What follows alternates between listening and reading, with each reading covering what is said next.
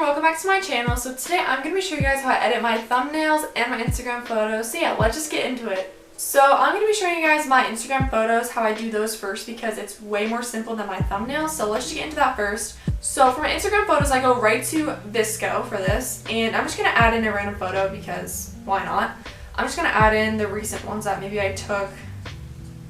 So obviously you have to import it and stuff like that. And for me, I actually bought the VSCO membership. So I'm not sure if the filter I use is under the membership or not. I'm not 100% sure. All I do is put it in my studio. I click on it, hit edit, and then of course under my recent, I do not put them in my favorites. I actually don't know how. So for my filter, I do the HB1, and this one's my favorite filter. Obviously, this is my theme for Instagram. I love this filter. It literally works with any type of photo. So for this, I put it down all the way to 8. And after I put it down to 8, I go into the other editing options and I go to white balance and I bring down the tint all the way to 3.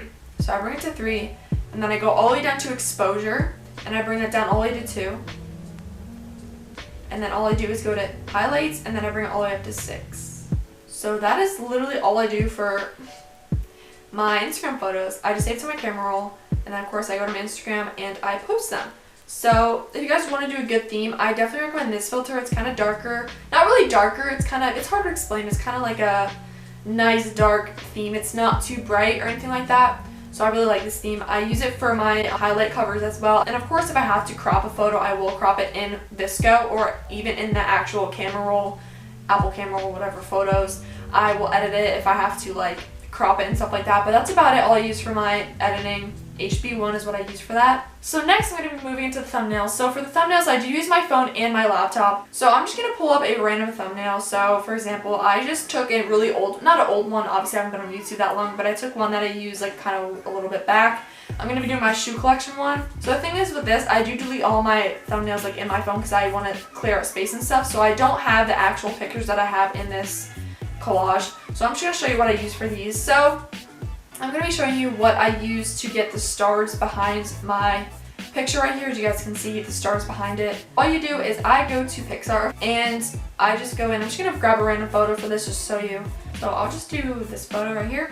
So all I do is I go into sticker and then I obviously have it on my recents. I did Starch VSCO Star or something like that. So what I use is either the small one right here. I can show you this one. Or I use the bigger stars. Usually I use the smaller stars, but for that photo I did for the shoe collection, I used the bigger stars because it was a cropped photo like that. But you guys can use any star you want. So I'm just going to show you guys with the little stars. So let me grab that. And all I do is I obviously transform it to how big I want it to be and to cover the whole photo. So I transform it like this, and then of course I go into the eraser tool, and I go down to the person kind of at the bottom. And this kind of makes it the stars go behind it as best as it can. And obviously you have to go back and erase the stars and stuff like that. So all you do is zoom in and you can erase anything you want to erase on your photo. It's going to be really sloppy because I'm not using this at all, but I'm just going to show you an example. So all you do is have to keep going by it, just erase what you need to erase. If you want to change the size, you click on the eraser at the bottom and it changes the size, opacity, and the hardness. So you guys can change that at your own way. So yeah, that's how you do that. And if you guys want to change the opacity and stuff like that, it's actually at the bottom right here too. If you do not want it that bright, I understand if you don't want it to be too dark because sometimes it just kind of ruins your thumbnail a little bit. That's about it. And of course you hit apply, hit next, and then you save it to your phone. So yeah, that's that. That's how I get the stars on the back of my photos, thumbnails, whatever you want to say. So yeah, that's what I use. So for the shoe collection one, I actually did a collage, so I'm going to show you what I use for that. So I go into my folder, go to photo grid. Photo grid's really nice for obviously grids and stuff like that. So I click on this. I'm just going to do 3 random photos again just to show you what grid I use for this thumbnail. So I'm just going to use these 3 photos quickly. And I just scroll down and I did use, I'm pretty sure I used this one. Yes, I used this one right here. So obviously you can take the photo grid watermark away. You just have to double click on it. And so right here is where the Air Force Ones were, then the Vans, and then of course the picture of me with the stars behind me. I use this exact collage for this, so I just want to show you guys what I use. So that's what I used for that. Of course you add the pictures in it, and all I do was hit next. So I just arranged it how I wanted to do. Hit next, and then I saved it to my camera roll. So now I'm going to show you guys how I do the text. Text is really easy. I do it actually on my phone. So I do the text before I put the filters on there. For my YouTube, I actually do the same filter as my Instagram because I want it to be kind of the same. So for the text, of course, you just hit add text, and I'm just going to still write shoe collection. So what I do now is I type in what I want to write, and then I go into fonts, and I do use the Helvetia.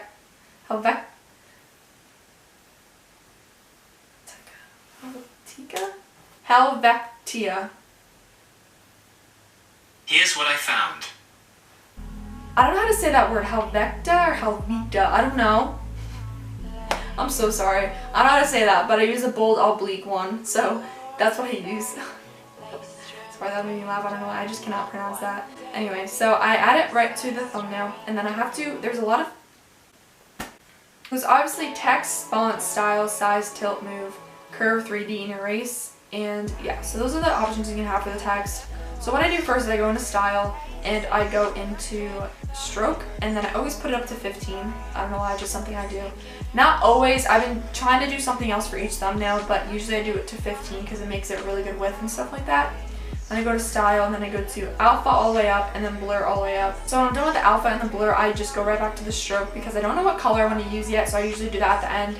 So I just look through. I'm just going to do red for this because that kind of matches my socks, so I'm just going to do that. So then when I'm done with the stroke, I go to curve usually. I do just to 10 because I like how it looks.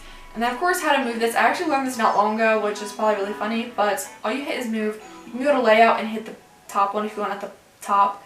And of course you can hit the arrows up and down if you want it to be wherever you want it to be. So for example, I did shoe collection, and then at the bottom I usually do, I'll just put 2020. For this one I actually do a different thing. So I actually do the same stroke and stuff like that, but I actually invert the colors. This is going to be a white stroke, and the text is actually going to be the color that I use for the outside of the first one. Then I go to spacing for this one because I like to have a really cool spacing for the bottom, and I go to 35. So yeah, another thing I want to show you guys is how I actually underline the text sometimes. So I go into style, and then I go to obviously style again, go to underline, and then hit this, and then of course there's so many of these right here.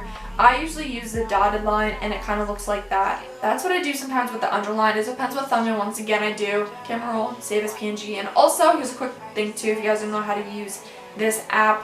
What I figured out is you can actually click that too, and then you can actually hit save project, so you actually have it just in case you want to re-edit it. You can go right to the camera, hit projects, it'll be right in your project folder kinda, so you guys can re-edit it if you want to come back to it. So now I get to the point where I just have to put the filter on it, and then I do the HB1 again, save to my camera roll, and now this is where the laptop comes in. So I actually airdrop this thumbnail to my laptop right here. Okay, so what I do is I actually airdrop the photo. I go into Google or whatever browser you use, and I go to free image online converter. This is actually already on my favorites, so I would definitely recommend putting on your favorites so you can easily click on it. So the website will be linked down below so you guys can easily click on it. So what I do for this is it actually fits the thumbnail to actually fit on your YouTube video, if that makes any sense.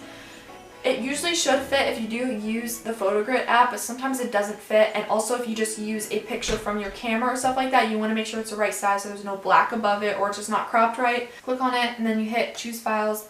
You just put in your file, so right here is the file. So you just hit open, and then you let it load up. So what you do after you choose your file, you go down and hit change size, so it's 1280 by 720. Once it's done loading up your image, you're just gonna hit download right here. Depending on what laptop you have, it's gonna go right down into your download, so I'm gonna pull it up and I'm gonna click on it, and there you go. After I'm done cropping the photo, making it the right way, I just leave it on my laptop, and of course when I upload the video I add the thumbnail. So yeah, that's about it. I hope this helped you guys, and of course the links will be down in the description to the apps and of course the website I use for the cropping.